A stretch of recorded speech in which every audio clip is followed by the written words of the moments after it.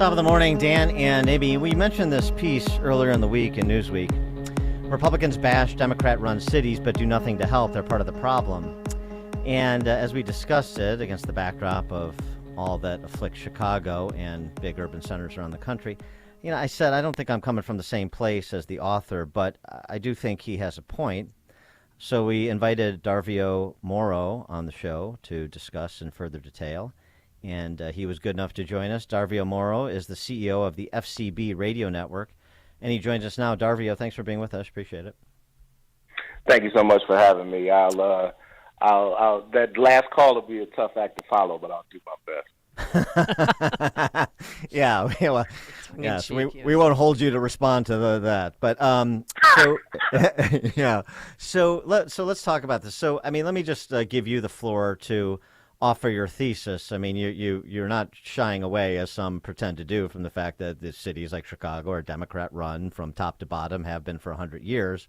But those conservatives like me who are critical of the Democrats who run big cities like Chicago, what are we doing is essentially what you're saying. But why don't you articulate your point to open the discussion? Yeah, so I always start with the premise, especially like most of these big urban centers. I'm African American, and a lot of them have large African American populations. So I start from the premise of I do not believe that it's in the best interest of Black people to have all of our political capital invested in one party. That's where I start, because what ends up happening is one side takes you for granted and the other one ignores you. It's the situation that we're in now. So when I start from that premise, what I'm looking at is, okay, what are the things that are causing that to happen? Now, there's been plenty of articles that I've written on Newsweek, at Newsweek and other outlets where I give progressives the business because I have huge problems with the way and I'm talking specifically, not just Democrat in general, but I'm talking specifically progressive Democrats. I have huge problems with the way they govern, and there's a whole laundry list of reasons why, and we can touch on that later. But the other issue is, without political competition, you end up with stagnation. And there's two sides to that. I do not believe, from what I've seen personally, I live in a fellow Midwestern city. I'm in Cleveland.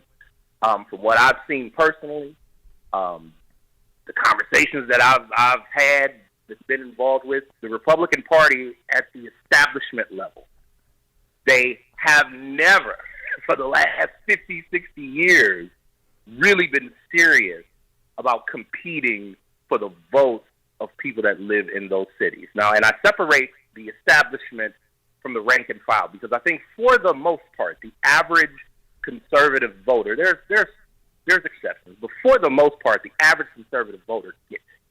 They understand the importance of it. But the decision makers in the Republican Party at the establishment level have never been serious about truly competing for urban votes. Now, there's no Republican mayor of a city of more than 1 million people today, but there have been in the past over that time period, like Richard Riordan in L.A. and obviously Rudy Giuliani in New York, Bloomberg even, sort of sort of it's centrist. He oscillates between Republican and Democrat, but there have been sort of center or center-right candidates that have won, so by definition have competed.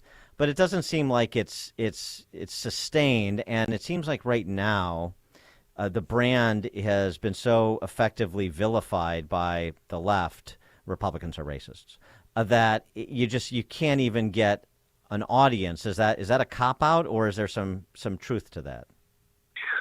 So I wouldn't necessarily call it a cop-out. I do believe that there's some truth to that, but I think there's another side of that. Like, urban voters don't know you. They don't know who you are. So if they don't know you, it's easy for people to demagogue you, right? So Republicans typically are not involved in urban communities. They're not. What I've seen recently is when Republicans from the establishment level do anything, they parachute in before the election and parachute out, whereas Democrats are in 24/7. So when these voters don't know you, it's easy to believe the worst things about you from people who don't want them to talk to you.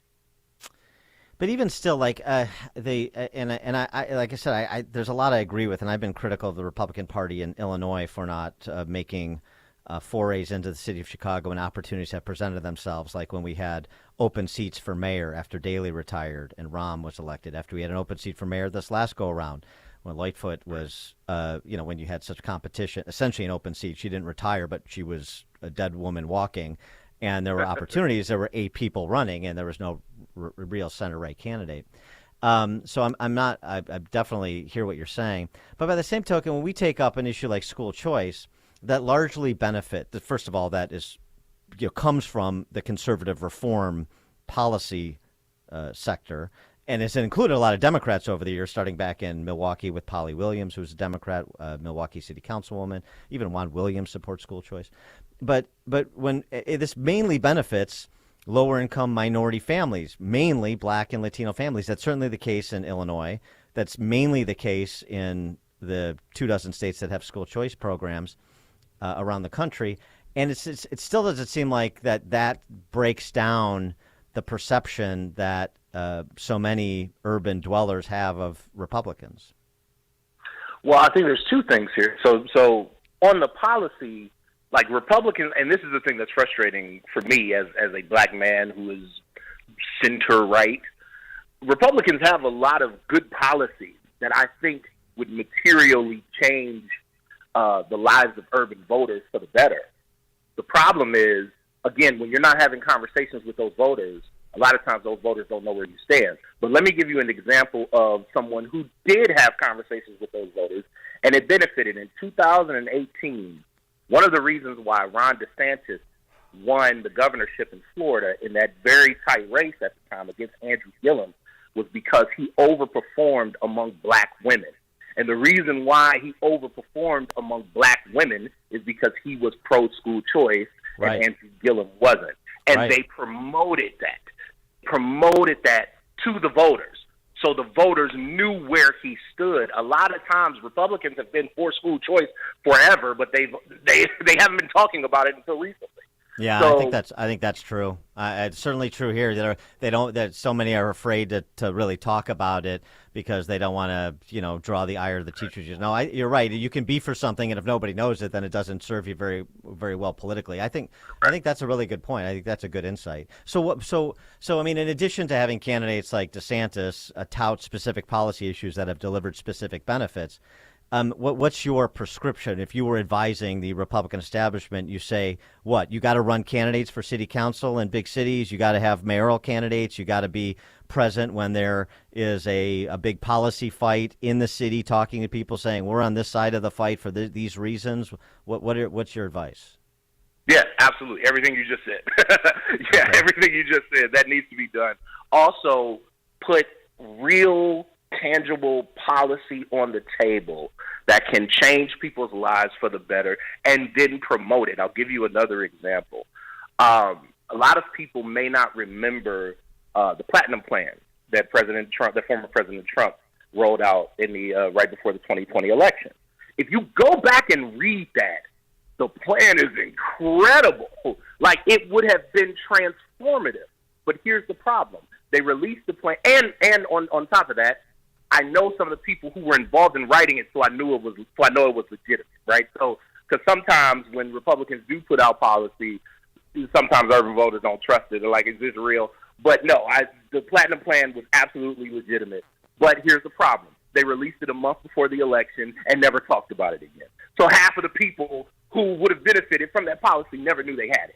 That's the kind of stuff that is just makes me want to pull my hair out. Like, if you have good, first of all, go after those voters, compete for those voters, let those voters know that you have solutions for them, and then talk about it, promote it, and make sure that they know about it. How should Republicans talk about crime in urban centers? Because I think, I hear this from friends of mine in Chicago who are Black, and sort of educating me too on this. Like, obviously, Black residents of Chicago, they want to be safe too. They want policing as well. But sometimes when Republicans talk about it, they hear something very different than what you think you're saying. How should we talk about addressing endemic violent crime? Yeah, absolutely. I mean, I think part of the issue is, and this is when you have a lot of the quote unquote conservative influencers on social media who poison the well with notice a pattern and all this kind of stuff. It makes black people feel like you're saying that black people are inherently violent. And Right. that's the problem that Republicans get into when they have this conversation. I think when you want to have a conversation about crime, we cannot forget that in many of these urban centers, the victims are black too. Yeah. And sometimes when the conversation about crime comes out, it's like it's otherizing black people instead of identifying with the black victim. So if crime obviously is important, and like you said, black people want to be safe too, but it matters how you talk about those issues. It matters if you're just using it to just bash Chicago or bash Cleveland or bash these other urban centers versus truly identifying with the victims and their families and wanting to put solutions on the table to help those people. All right, I think that's all good counsel. Darvio Morrow is the CEO of the FCB radio network and co-host of the Outlaws radio show. Darvio, thanks so much for joining us. Appreciated your op-ed, and be great to have you back on the show to continue this conversation. Absolutely. Anytime. I appreciate you having me. Thank you. And he joined us on our turnkey.pro answer line. It's news, opinion, insight. This is Chicago's Morning Answer on AM 560. The Answer.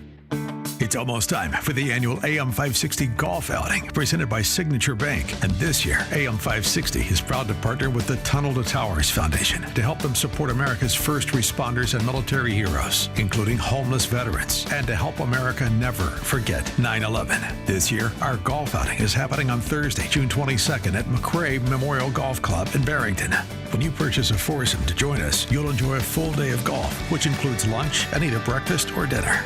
Business owners, when you purchase a foursome, you'll also receive an AM 560 marketing package, which includes 25 one-minute commercials to air on AM 560 Monday through Sunday between 5 p.m. and 8 p.m., and a free digital marketing analysis. And this year, we have twosomes available in addition to foursomes. Reserve your spot today at 560theanswer.com/golf. That's 560theanswer.com/golf. Sponsored in part by Breakthrough Ideas online at